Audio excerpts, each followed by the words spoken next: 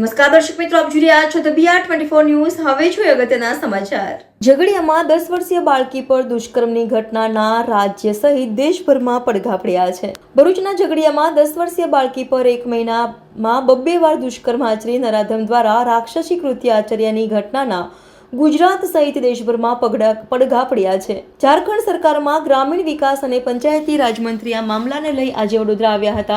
SSGમાં બાળકીના પરિવારજનો સાથે મુલાકાત કરી પરિસ્થિતિ જાણી હતી. સાથે જ બાળકીના ખબર અંતર લેવા આવેલા ઝારખંડના મંત્રી દીપિકા પાંડેસીએ કહ્યું હતું કે બાળકીની હાલત નાજુક છે. જો તેને વધુ સારવાર માટે હાયર સેન્ટરમાં લઈ જવાની જરૂર પડશે તો તેના માટે ઝારખંડ સરકાર તૈયાર છે. બાળકીની મુલાકાત આવેલ મંત્રી ઝારખંડ સરકારમાં ગ્રામીણ વિકાસ અને પંચાયતી રાજ મંત્રી છે. તેઓ ઝારખંડના 2 અન્ય મહિલા અધિકારીઓ સાથે વડોદરા આવી પહોંચ્યા હતા. VMC વિપક્ષી નેતા ચંદ્રકાંત શ્રીવાસ્તવ અને શહેર કોંગ્રેસ પ્રમુખ ઋત્વિજ જોશી પણ સાથે જોડાયા હતા. સહિત સરકારે બાળકીના પરિવારને 5 લાખનો ચેક આપ્યો છે. આરોપીઓને સખતમાં સખત સજાની માંગ કરી હતી. દીકરીના પિતાને જણાવ્યું હતું કે સારવાર વ્યવસ્થિત ચાલી રહી છે. તબીબો ખૂબ મહેનત કરી રહ્યા છે. મારી બાળકી અવાવરૂ જગ્યા પર પડી હતી. બળાત્કારીએ દીકરીને મોઢા સહિતના ભાગે ગંભીર ઇજાઓ કરી છે. મારી પ્રાયોરિટી મારી દીકરી જલ્દી હરતી ફરતી થઈ જાય તે છે. ફરજ પરના તબીબોનું કહેવું છે કે ગંભીર ઇજાઓ દીકરીને થઈ છે. સારવાર વ્યવસ્થિત ચાલી રહી છે. સર્જરી કરવાની જરૂર છે તેમ RMO ડોક્ટર हितेंद्र चौहाने जણાવ્યું હતું. आदरणीय हेमंत सोरेन जी, मुख्यमंत्री झारखंड सरकार ने हम 3 सदस्यों की टीम गुजरात भेजा है. मैं वहाँ के मिनिस्टर रूरल डेवलपमेंट पंचायती राज दीपिका पांडे सिंह, हमारे साथ एडिशनल DG सुमन गुप्ता जी हैं, डायरेक्टर IAS सोशल वेलफेयर की डायरेक्टर हैं किरण पासी जी. और आप लोगों की भी जानकारी में होगा कि झारखंड की एक 9 साल की बच्ची के साथ बहुत विभत्स घटना हुई है भरूच में. संज्ञान में आने के बाद आदरणीय हेमंत सोरेन जी ने ये डेलीगेशन भेजा है. हम लोगों का कंसर्न ये है कि उस बच्ची को मेडिकल अटेंशन प्रॉपर मिलना चाहिए, जिसको हम लोगों ने अभी आकर के यहाँ देखा है. साथ ही साथ हम सभी जानते हैं कि झारखंड के बहुत सारे माइग्रेंट्स गुजरात में हैं और इस तरह के क्राइम होने पर इन्वेस्टिगेशन किस तरीके से चल रहा है. इस तरह की सिचुएशन में ये तो एक एक्सट्रीम केस था, लेकिन अन्य भी जो छोटी बड़ी क्राइम की घटनाएं होती रहती हैं उसमें हमारे यहाँ से आए लोगों को क्या असिस्टेंस मिल रहा है. साथ ही साथ हम लोगों की यह भी चिंता है कि जो बस्तियां हैं यहाँ पर जो माइग्रेंट्स के हैं वो लोग किस कंडीशन में रह रहे हैं, क्या हाइजीनिक सिचुएशन है, सेफ्टी सिक्योरिटी की बात है.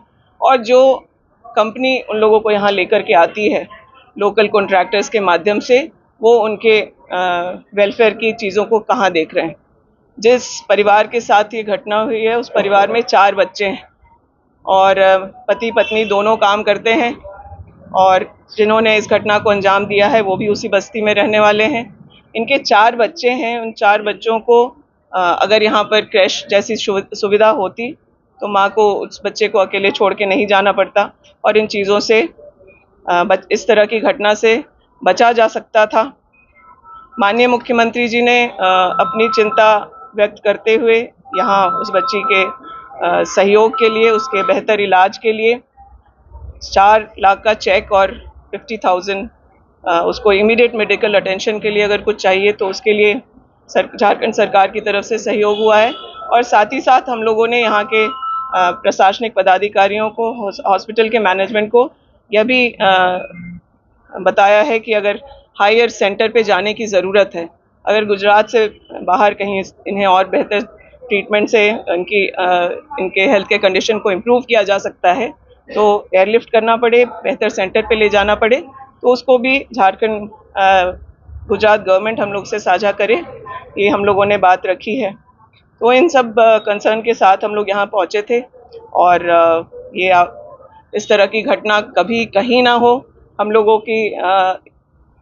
का ये कंसर्न है. और स्टेट की बाउंड्रीज को पार करके इस घटना पर ह्यूमैनिटी के साथ जो कल्प्रिट है उसको सख्त से सख्त सज़ा हो, इन्वेस्टिगेशन उस लाइन पर चले ताकि इस तरह के क्राइम में लोगों को सज़ा ज़रूर हो। ये हम लोगों ने अपनी जो चिंता है वो यहाँ के पदाधिकारियों को बताया है। हम लोगों ने अपॉइंटमेंट भी मांगा है यहाँ के मिनिस्टर से, जो विमेन एंड चाइल्ड डिपार्टमेंट की जो माननीय मंत्री हैं। अभी तक हमें कोई कंफर्मेशन नहीं मिला है। हम लोग कुछ देर और भी इंतज़ार करेंगे और प्रयास करेंगे कि जो हम लोगों की चिंता है कि माइग्रेंट्स काफ़ी संख्या में यहाँ पर हैं, और कोविड के समय भी हम लोगों ने देखा कि अगर झारखंड गवर्नमेंट के प्रयास नहीं होते, हवाई जहाज और रेल नहीं चलाए जाते, तो जो माइग्रेंट्स हमारे यहाँ से काम करके या काम करने यहाँ गुजरात आते हैं तो उनके बहुत देखभाल नहीं हो रही थी। तो उसी कड़ी में हम लोग आगे इस तरह के क्राइम सिचुएशंस में सरकार सेंसिटिवली काम करे, सक्रियता से काम करे और राज्य में पॉलिसीज ऐसे हों जिससे माइग्रेंट्स के भी का भी वेलफेयर और सेफ्टी सिक्योरिटी देखा जाए।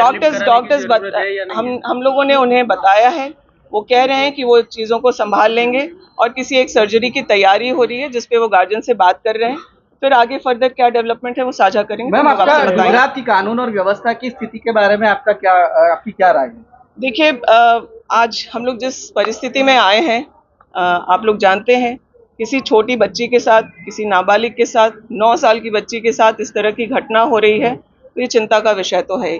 और ये गुजरात हो, कोई अन्य राज्य हो, मुझे लगता है कि इस पर राजनीति से ऊपर उठ करके हम लोगों को, सब लोगों को काम करना चाहिए। अच्छा, इस तरह से बहुत सारी दुष्कर्म की घटनाएं सामने आती है, इसी घटना में झारखंड सरकार आगे क्यों आ रही है? जो आरोपी है वो झारखंड का है, इसीलिए झारखंड का आरोपी से ज्यादा इस बात के लिए कंसर्न है कि झारखंड से कई माइग्रेंट्स सिर्फ गुजरात में ही नहीं अन्य प्रदेशों में भी हैं।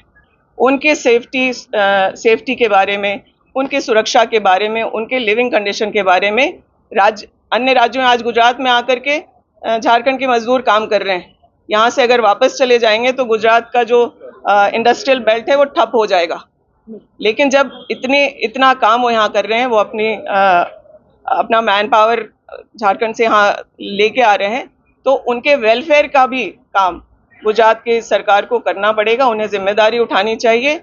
वो जिस वर्किंग कंडीशन में काम कर रहे हैं, इस तरह के जो कंपनीज हैं, वो क्रैश की सुविधा हो, बच्चों को स्कूल जाने की सुविधा हो, क्योंकि बच्चों का जो उम्र है वो स्कूल में पढ़ने का था। तो अगर कोई अपना राज्य छोड़ करके गुजरात चला आया है तो वो शिक्षा से वंचित हो जाए, ये भी सही। बिल्कुल ये नहीं कह रही हूँ कि सेफ है कि नहीं है। माइग्रेंट्स यहाँ आए हैं, उनके साथ घटना हो रही है, और ये घटना अगर गुजरात में हो रही है तो गुजरात की सरकार को इसको संभालना चाहिए। हम लोगों ने अपने राज्य की तरफ से इन बातों को उठाया है, और आगे अगर इस पर गंभीरता से कार्रवाई नहीं होगी तो गुजरात में भी आवाज़ उठेगी और झारखंड में भी आवाज़ उठेगी और दिल्ली में भी। जिस तरह की घटना हुई है वो बहुत क्रिटिकल है। अगर आप डॉक्टर्स से पूछेंगे या पुलिस से बात करेंगे तो आपको पता चलेगा कि उस लड़की की हालत बहुत गंभीर है। तो ये झारखंड सरकार अपना दायित्व समझते हुए कि अगर किसी हायर सेंटर में अगर बच्ची को कहीं राज्य से बाहर ले जाकर के और बेहतर इलाज की ज़रूरत है तो वो हम कराने को तैयार हैं। बिल्कुल आपको बताया गया है, आपको मैंने खुद ही साझा किया कि वो उसी बस्ती का रहने वाला है, लेकिन वो बिना परिवार के रह रहा है। किस तरीके से रह रहा है, इस तरह की घटना उस तरह के बस्तियों में ना हो। क्राइम करने वाला किसी राज्य का, किसी जाति का, किसी धर्म का नहीं है। क्रिमिनल इज़ अ क्रिमिनल, और इस तरह की घटना किसी 9 साल की बच्ची के साथ ना हो। इसके लिए बहुत ज़रूरी है कि दोषी कोई भी हो उसे सख्त से सख्त सज़ा हो और वो एग्जाम्पल हो, ताकि इस तरह की घटना फिर से ना हो।